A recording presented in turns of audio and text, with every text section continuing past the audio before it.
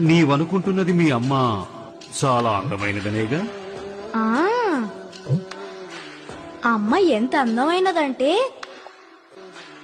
అందానికే అందం. కానీ తమరు జటలు ధరించి అలంకారరహితంగా ఉంటారు.